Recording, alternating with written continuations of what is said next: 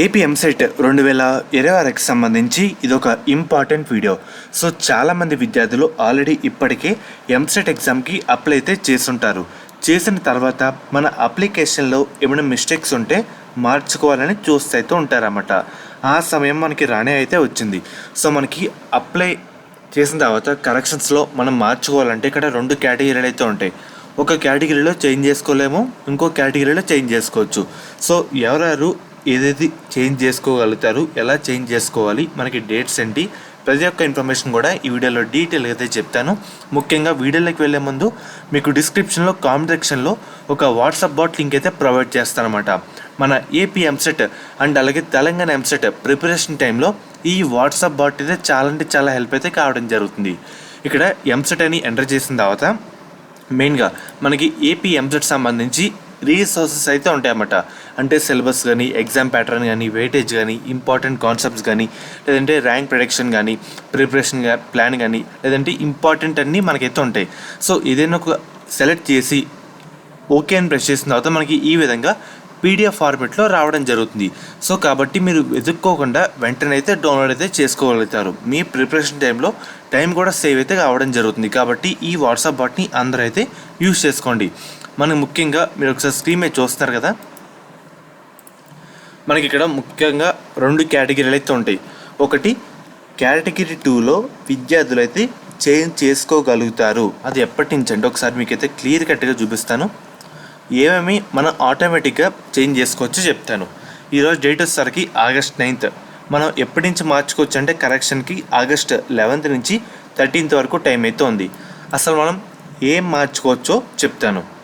మెయిన్గా ఇక్కడ చూస్తారు కదా, క్వాలిఫైయింగ్ ఎగ్జామినేషన్ అండ్ అలాగే year of appearing, year of passing, ఈ డీటెయిల్స్ అయితే మార్చుకోవచ్చు. అండ్ అలాగే medium of instruction in qualifying exam, and అలాగే place of study, intermediate or equivalent, లేదంటే bridge course, hall ticket number, mother పేరు, gender, special category, Aadhaar details, ration card details, మన address, 10th class hall ticket number and year of passing, 10th class place of study, and అలాగే study details, annual income of parents, minority, non minority, local area status. So ఈ details అయితే can be changed. ఇక్కడ చూస్తున్నారు కదా, can be changed అంటే మనం అయితే మార్చుకోవచ్చు. సో ఎప్పటి నుంచి, ఏప్రిల్ 11th నుంచి ఏప్రిల్ 13th వరకు మార్చుకోవచ్చు. మనం డైరెక్ట్గా వెబ్సైట్లోకి వెళ్ళి మార్చేసుకోవచ్చు అన్నమాట. కానీ ఇక్కడ కేటగిరీ 1లో ఇక్కడ చూస్తున్నారు కదా, కెనాట్ బీ చేంజ్డ్ అంటే మనం మార్చుకోలేము. కానీ ఇక్కడ ఒక రిక్వెస్ట్ అయితే చేసుకోవాలి. చూస్తున్నారు కదా, మెయిన్గా మనకి ఇక్కడ వీళ్ళు ఇచ్చిన మెయిల్తో వాళ్ళకైతే మెయిల్ చేయాలి విత్ సపోర్టింగ్ డాక్యుమెంట్. ఒకసారి మీకైతే చెప్తాను.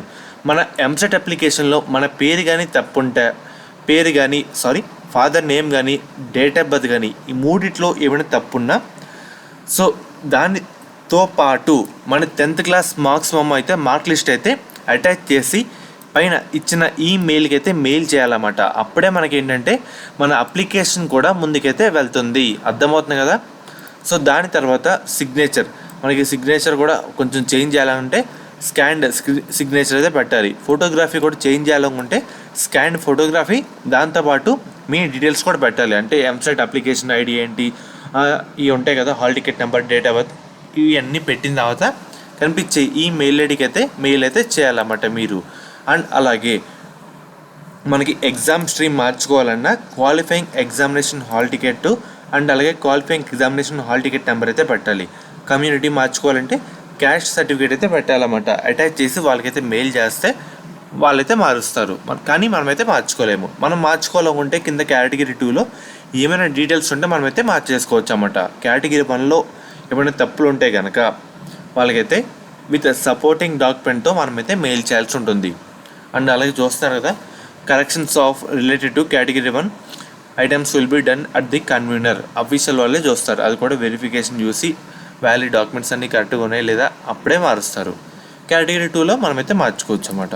అర్థమవుతుంది కదా. టెస్ట్ సెంటర్లో అయితే మార్చుకోలేము.